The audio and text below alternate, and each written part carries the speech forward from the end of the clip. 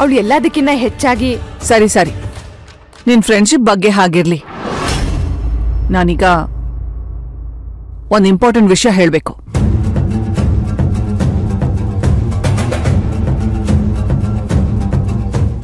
ಏನು ವಸುಂಧರಾ, ಅಂತ ಮುಖ್ಯವಾದ ವಿಚಾರ?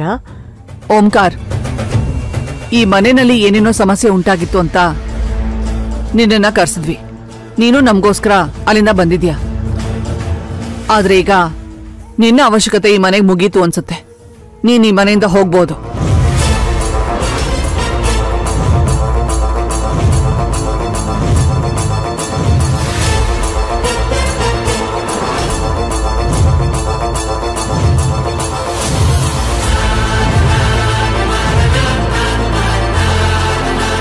ಅಕ್ಕ, ಏನ್ ಹೇಳ್ತಿದ್ಯಕ್ಕ ನೀನು? ನೀನೀ ಮಾತು ಹೇಳ್ತಾ ಇದೀಯಾ? ಹೌದು ಓಂಕಾರ್, ನಿನ್ನ ಅಕ್ಕ ಈ ವಸುಂಧರಾ ರಾಜ್ ಬಹದ್ದೂರೇ ಈ ಮಾತು ಹೇಳ್ತಿರೋದು. ಏನ್ ಅದಕ್ಕೆ ಇದೆಲ್ಲ? ನೀವು ಬಾ ಅಂದ್ಕೂಡ್ಲೆ ಬರ್ಬೇಕು, ನಿಮ್ ಕೆಲ್ಸ ಮುಗಿದ್ ಕೂಡ್ಲೆ ಹೋಗ್ಬೇಕಾ? ತ್ರಿಲೋಚನಾ, ನಾಲ್ಗೆನ ಜಾಸ್ತಿ ಹರಿಬಿಡ್ಬೇಡ. ಅಥರ್ವಂಗೆ ಹೆಲ್ತ್ ಸರಿ ಇಲ್ಲ ಅಂತ ನಿಮ್ಮನ್ನ ಬರೋಕ್ ಹೇಳಿತ್ತು. ಅವನ್ ಯಾಕೆ ಹಾಗಿದ್ದ, ಏನಾಯ್ತು ಅಂತ ನಿಮಗೆ ಚೆನ್ನಾಗಿ ಗೊತ್ತು.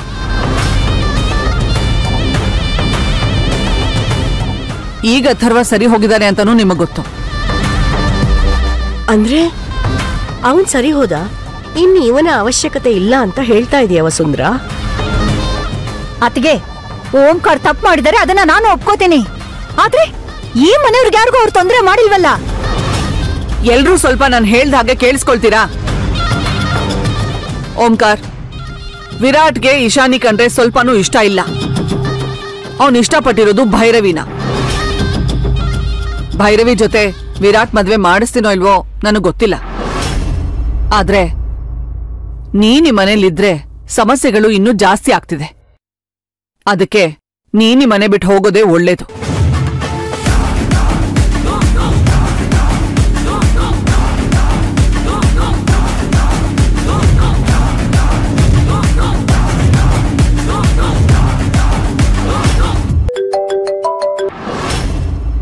Hello ma'am.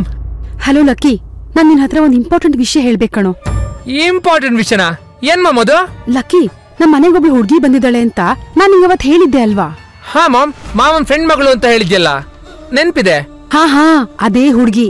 ಆದ್ರೆ ಅವ್ರು ಈಗ ಹೇಳ್ತಿದ್ದಾರೆ ಆ ಹುಡ್ಗಿ ಭವಾನಿ ಅಂತೆ, ಭೈರವಿಗೆ ಅಕ್ಕ. ವಾಟ್ ಮಾಮ್, ಏನ್ ಹೇಳ್ತಿದ್ಯಾ? ಬಂದಿರೋದು ಭವಾನಿ, ಭೈರವಿ ಅಕ್ಕನಾ? ಹೌದು ಕಣೋ, ಅವ್ರ ಅಪ್ಪ ಅಮ್ಮ ಫಾರಿನ್ಗೆ ಹೋಗಿದ್ದಾರೆ. ಸ್ವಲ್ಪ ದಿನದ ಮಟ್ಟಿಗೆ ಇಲ್ಲಿ ಇರ್ತಾಳೆ ಅಂತ ತಾನೇ ಅಣ್ಣ ಇಲ್ಲಿ ಕರ್ಕೊಂಡ್ ಬಂದಿದ್ದು. ಈಗ ನೋಡಿದ್ರೆ ಅವ್ರ ಅಪ್ಪ ಅಮ್ಮನ ಹುಡ್ಕೋಣ ಅಂತಿದ್ದಾರೆ.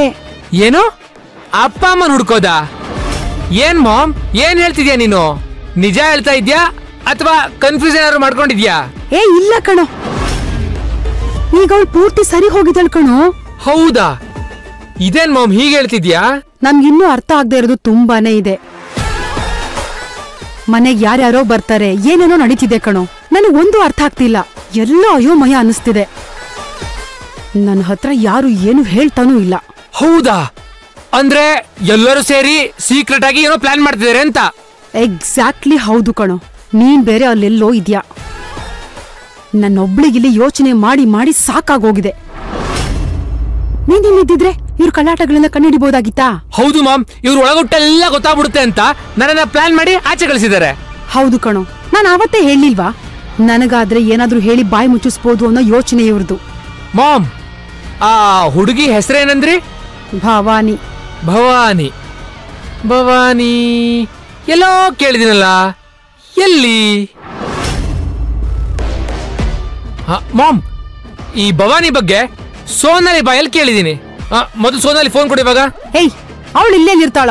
ಸೋನಾಲಿನೂ ಇಲ್ಲ, ಯಾವಳು ಇಲ್ಲ. ಅವಳಿಗೆ ಯಾವಾಗ ಖುಷಿ ಆಗುತ್ತೋ ಅವಾಗ ಕೆಲ್ಸಕ್ಕೆ ಬರ್ತಾಳೆ.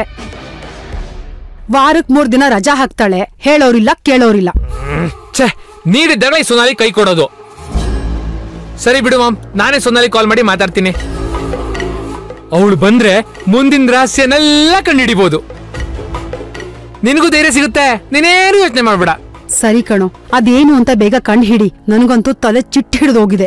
ಮಾಮ್, ಚಿಂತ್ಯಾಕ ಮಾಡುತ್ತಿ ಚಿನ್ಮಯನಿದ್ದಾನೆ, ಸ್ವಾಮಿ ಚಿನ್ಮಯನಿದ್ದಾನೆ. ಯು ಡೋಂಟ್ ವರಿ ಮಾಮ್, ನಾನಿದ್ದೀನಲ್ವಾ. ಲಕ್ಕಿ, ಏನೋ ನೀನು ಇಂಥ ಟೈಮಲ್ಲಿ ಹಾಡ್ ಹಾಡ್ತಿದ್ಯಾ? ಮಾಮ್, ನೀನ್ ಟೆನ್ಷನ್ ಮಾಡ್ಕೊಂಡ್ರೆ ಏನು ಯೂಸ್ ಆಗಲ್ಲ.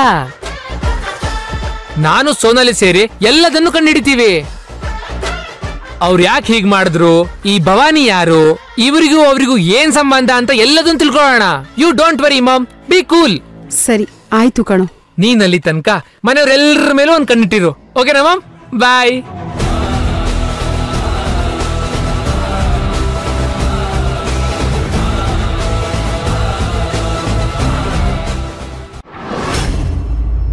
ಅತ್ತಿಗೆ, ವಿರಾಟ್ ಮತ್ತೆ ಈಶಾನಿ ಮದ್ವೆ ಮಾತುಕತೆ ಇಷ್ಟೆಲ್ಲ ಮಾಡಿ ಈಗ ವಿರಾಟ್ಗಿಷ್ಟ ಇಲ್ಲ ಹೋಗಿ ಅಂತ ಹೇಳ್ತಾ ಇದ್ದೀರಾ?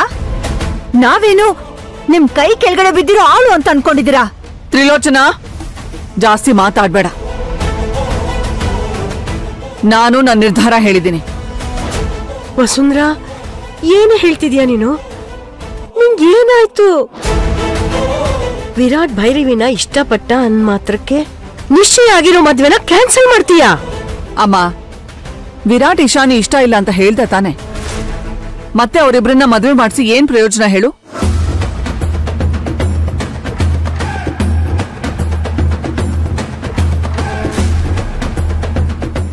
ಒತ್ತಾಯದಿಂದ ಮದುವೆ ಮಾಡೋದು ಎಷ್ಟು ಸರಿ? ಒತ್ತಾಯದಿಂದ ಮಾತಾಡ್ಸು ಅಂತ ಹೇಳಿದ್ರೆ ಮಾತಾಡಿಸ್ತಾರೆ, ಆದ್ರೆ ಅದು ಕಷ್ಟದಿಂದ ಇಷ್ಟಪಟ್ಟಲ್ಲ. ಇದು ಹಾಗೇನೆ. ಕಷ್ಟಪಟ್ಟು ಜೀವನ ಸಾಗಿಸೋದು ತುಂಬಾ ಕಷ್ಟ ಅಮ್ಮ. ಅದಕ್ಕೆ ಇವರೆಲ್ಲ ಇಲ್ಲಿಂದ ಹೋಗೋದೇ ಒಳ್ಳೇದು.